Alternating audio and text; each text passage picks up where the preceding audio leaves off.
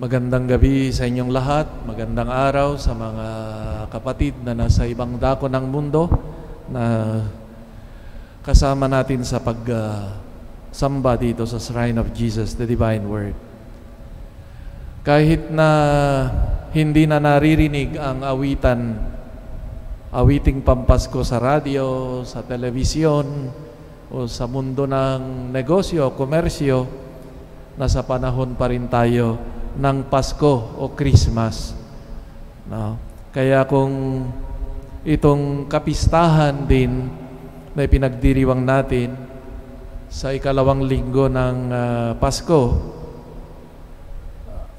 sa ibang lugar, ito'y pinagdiriwang sa January 6. Pero dito sa Pilipinas, ay pinagdiriwang natin sa ikalawang linggo ng Pasko ng Pagsilang, ang tinatawag nating Epifania o ang pagpapakita ng kay Jesus bilang manunubos ng sanlibutan. It is the revelation of Christ as the universal Savior, not only to the Jews but to all nations. Kaya dito rin natin hahanapin ang kahulugan nitong kapistahan na ito sa loob nitong hiwaga ng Pasko ng Pagsilang. Kung noong December 25 ay pinanganak bilang tao, bilang sanggol, kagaya natin sa pagkatao, ang anak ng Diyos, at nung nakaraang linggo ay ang Holy Family na siya ay ipinanganak, isinilang sa loob ng isang pamilya, miyembro ng isang pamilya, na kung saan sa pamamagitan nito ay kanyang pinagpala o inangat ang dignidad ng pamilya bilang mahalagang dako ng buhay, lugar ng paghuhubog, lugar ng pagpapabanal. Kahapon, ipinagdiriwang ang ikawalong araw ng Pasko, yung pagbibigay pangalan sa bata, ipinanganak, pangalang Jesus, ang pangalang ibinigay ng anghel. At yun din, yung pagtutuli sa kanya, na ibig sabihin na sa pamamagitan nito na siya ay tunay na Hudyo, kabilang siya sa bayan ng Diyos, lahi ng mga Hudyo. At inako niya rin ang kultura, kasaysayan ng bayang ito. Ngayon naman, sa Epifania, si Jesus ay hindi lamang ipinanganak na tao kagaya natin, hindi lamang bahagi ng isang pamilya, hindi lamang bahagi ng isang kultura o isang bansa, kundi siya nga ay bahagi ng buong mundo dahil sa pag-akap niya sa lahat, pagpapakita niya sa mga bansa.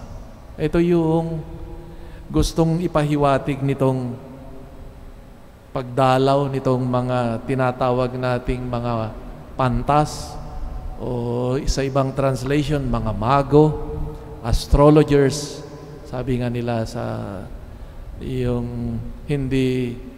sabi nila hindi naman talagang tatlong hari, kundi they are more of astrologers. No? At inilalarawan nga ito na ang dalang mabuting balita at kaligtasan ng batang itong sinilang ay para sa buong mundo. Sa makatuwid, itong ipinanganak na bata sa Bethlehem na naging bahagi ng mundo ng mga Hudyo ay hindi lamang para sa kanila, kundi para sa sanlibutan. Kaya nga, ang Epifania ay pagdiriwang ng tinatawag na universal salvation, pangkalahatang pagliligtas. Christ is for all. Ito yung napakagandang mensahe nitong pagdiriwang natin. At makikita natin na ito'y pangangatawanan ni Jesus sa kanyang pagpapahayag pagdating ng kanyang paglilingkod, pagpapahayag ng kaharian ng Diyos, na ang kanyang pagliligtas ay hindi lamang sa bansang ng mga Hudyo malimit, makakasalamuhan niya ang mga pagano at tatawagin at ika nga'y magiging palatandaan na siya nga ay hindi lamang para sa kanyang bayan, sinilangan, kundi para sa lahat ng taong nakabukas o nakahandang tumanggap sa Kanya. Sa mundo nating ang daming mga exclusives, no?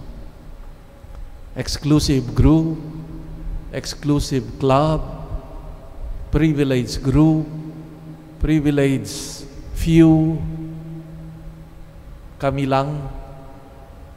Narito si Jesus na humahamon sa mga exclusives natin, na ang kanyang pagliligtas ay para sa lahat. Nakakalungkot siguro kung yung mga Hudyo lang yung ilinigtas ni Jesus, kundi lahat ang kanyang alok ng pagliligtas ay para sa lahat.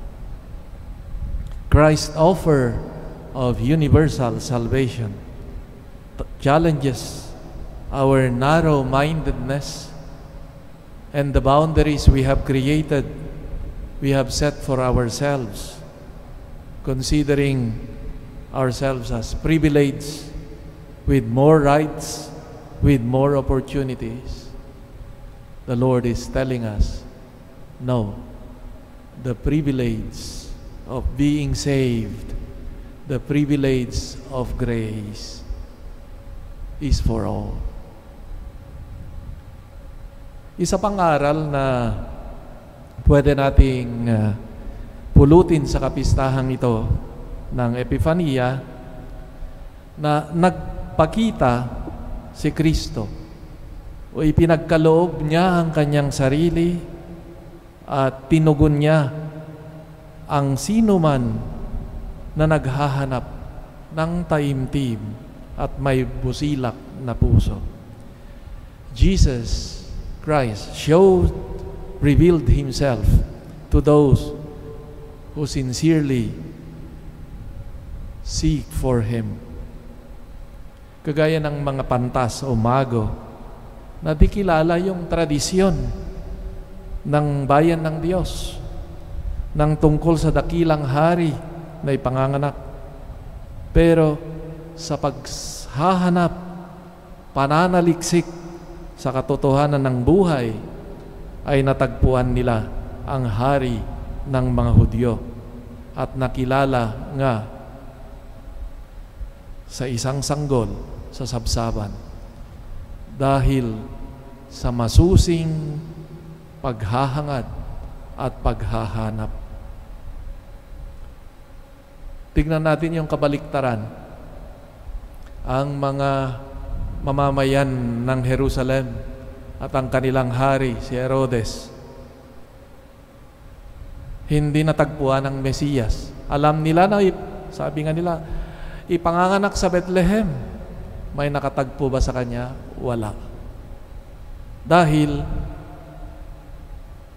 maliban sa takot, itong si Herodes na maging karibal niya sa kapangyarihan, no, ang ginawa ay pinahanap niya lang. Pinahanap sa iba. Ang taong punong-puno sa sarili at nag-uumapaw sa kanya at ang kanyang pananaw ay umiikot ang mundo sa kanya, hindi niya matatagpuan ang Panginoon. Walang lugar ang Panginoon sa buhay niya. At ang paghahanap sa kanya ay hindi pwedeng gawin ng iba, hindi pwedeng gawin para sa iyo ng isang tao, ng ibang tao. Ito'y personal na paghahanap. Hindi yan pwedeng gawin ng mister mo, o nanay mo, o asawa mo. Ito'y kailangan ng personal na involvement, personal engagement, personal search, na hindi pwedeng hingin lang sa kapwa. Mga kapatid, ang nakakatutuwa na Christ allows Himself to be found, especially by those who sincerely look for Him. Matatagpuan ang Panginoon sa mga nagsusumikap at bukas kay Jesus. O mas mabuti nga sabihin natin, dumarating si Jesus. Hindi na natin kailangang hanapin dahil nandyan siya. Question na lamang ang pagbubukas loob. Kaya nga itong mga bagay, maliliit na bagay nating ginagawa, ang panalangin, pagsamba sa Diyos, ang pakikinig sa Kanyang salita, ang pakikinig sa ating konsyensya na kung saan ibinubulong ng Panginoon ang Kanyang katotohanan. Matatagpuan ang boses ng Panginoon. At sino man ang makatagpo kay Kristo ay may gabay na tunay sa landas ng buhay na maghahatid sa kapayapaan, sa katotohanan at kaligtasan. Kagaya ng mga pantas, pagkatapos matagpuan si Kristo, sila'y ginabayan na tumahak ng ibang landas na nag-andya sa kanila kay Herodes. Kaya nga, hanapin natin si Kristo na may bukas na kalooban, na may kababaang loob, na may dalisay na katotohan, na kalooban, at siya'y tiyak na matatagpuan ang liwanag ng ating buhay. Si Kristo ang liwanag ng mga bansa. Amen.